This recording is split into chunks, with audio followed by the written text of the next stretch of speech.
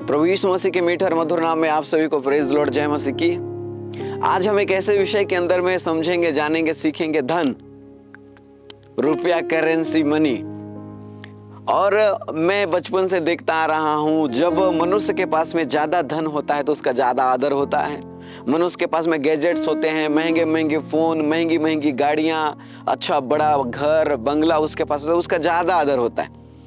और जब मसीह विश्वास के अंदर में हम आ जाते हैं, आप और मैं, हमको भी सिखाया जाता है परमेश्वर के राज्य में हमको बोना है, परमेश्वर बढ़ाएंगे, परमेश्वर देंगे। क्या वास्तव में एक मनुष्य का आत्मिक जीवन से धन का कोई संबंध है क्या? यदि एक मनुष्य का आत्मिक जीवन से धन का संबंध है तो फिर परमेश्वर का वचन क्यों हमें सिखाता है कि अपने लिए पृथ्वी पर नहीं बल्कि स्वर्ग में धन इकट्ठा करो, क्योंकि स्वर्ग के धन को किसी भी प्रकार के कीड़े और किसी भी प्रकार के काई बिगाड़ते नहीं है।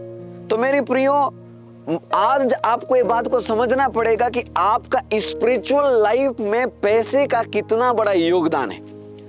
प्रभु यीशु मसीह जगत के अंदर में स्वर्ग को छोड़ करके आए, और स्वर्ग को छोड़ करके आने के बाद वो 30 वर्ष तक संसारिक जीवन को जिए। और खुदा का पाक कलाम कहता है वहां किसी भी प्रकार का उन्होंने धन को इकट्ठा नहीं किया, बल्कि वो धन के विषय में मनुष्य को चिताते रहे, उनको अलर्ट करते रहे।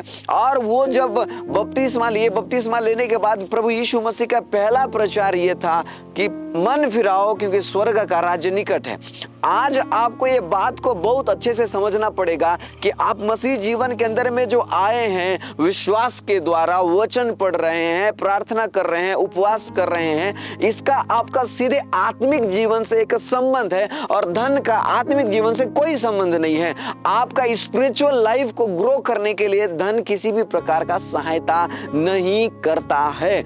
हाँ, यदि आप किसी मिनिस्ट्री से जुड़े हुए हैं, आप यदि किसी मिनिस्ट्री को स्पॉन्सर कर रहे हैं, आप यदि किसी मिनिस्ट्री या किसी सेवक को सपोर्ट कर रहे हैं, तो वहां पर पैसे का जरूर सहायता होता है। पर मिनिस्ट्री के अलावा जब आप अपने निजी जीवन के बारे में बात करते हैं, आप अपने आत्मिक जीवन के बारे में बात करते हैं, वहां पर धन का किसी भी प्रकार का लाभ नहीं होता है। और हमको ये बात को समझना पड़ेगा कि आत्मिक जीवन को स्ट्रांगली हमको जीना क्यों जरूरी है। मेरे प्रियो, स्पिरिचुअल लाइफ को इसलिए जीना जरूरी है क्योंकि मनुष्य एक दिन खत्म हो जाएगा। उसका पैसा, उसका सोना, उसका चांदी, उसका गैजेट्स, उसके ज्वेलरी, सारे चीजें समाप्त हो जाएंगी।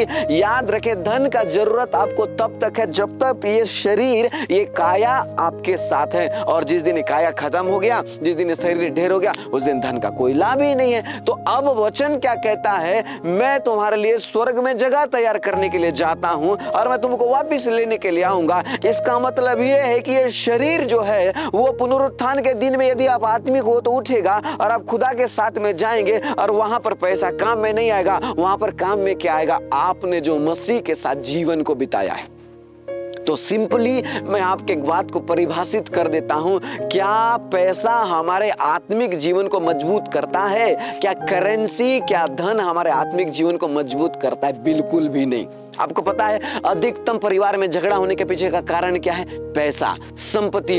अधिकतम पति और पत्नी के बीच में डिस्टर्ब रहने का कारण क्या है? अच्छा रोजगार नहीं होना, लाइफ स्टाइल का स्ट्रांग नहीं होना। मैक्सिमम रीजन आज एक मनुष्य के जीवन के अंदर में काम कर गया है। मनुष्य बोलता है मुझे सफल होना है, मुझे सफल होना है, मुझे सफल होना है। सफलता का मतलब आप ऑनलाइन गेम खेल के पैसा कमाना नहीं है। सफलता का मतलब आप जुआ खेलना नहीं है। सफलता का मतलब आप किसी प्रकार के सट्टा में जाना नहीं है। सफलता का मतलब आप 7 का 7 दिन काम कर रहे हैं और आप चर्च नहीं जा रहे, ये सक्सेस नहीं है। सक्सेस का मतलब आप संसार के ऊपर विजय पाना है। धन कमाने के पीछे इतने पागल ना बने कि आपका नाम जीवन का पुस्तक से कट जाए। मेरे प्रियो, पैसा को आप अपने जीवन के अंदर में, रुपया को आप अपने जीवन में इतना ही प्राथमिकता दें जितना जरूरत है। जरूरत से ज्यादा धन मनुष्य के जीवन को बर्बाद कर देता है। और आपके पास यदि धन है, आपके पास रुपए है, आप जरूर सेवकाई में बोइए। आपके पास धन है, आप सेवकों को आप खड़े करने के लिए मजबूत करें, परमेश्वर के राज्य के लिए बोइए। आपके पास यदि धन है, आप शिक्षा में, आप स्वास्थ्य में, परमेश्वर के राज्य के कार्यों के लिए आप उसे लगाएं, क्योंकि धन आपके जीवन को ज्यादा से ज्यादा डैमेज करता है। कौन व्यक्ति का पैसे के पीछे लालच ज्यादा हो जाता है? कौन व्यक्ति पैसा के पीछे ज्यादा मजबूत होते जाता है? कौन व्यक्ति ज्यादा पैसे के अंदर में एंटर कर जाता है? वही व्यक्ति जो बोना नहीं सीखता है। और जो परमेश्वर के राज्य में बोना सीखता है उसका धन के प्रति अभिलाषा नहीं होता है। तो सिंपली मैं आपको एक बात बताना चाहता था कि धन का हमारे स्पिरिचुअल लाइफ से कोई लेना देना नहीं है, पर ऐसा भी नहीं कि हम परमेश्वर के राज्य में न बोएं। मनुष्य जैसा बोता है वैसा ही वो काटता है। तो याद रखें, पैसे के पीछे नहीं, धन के पीछे नहीं, यहोवा परमेश्वर के पीछे चलें और वही आपको अनंत जीवन देंगे। आमीन।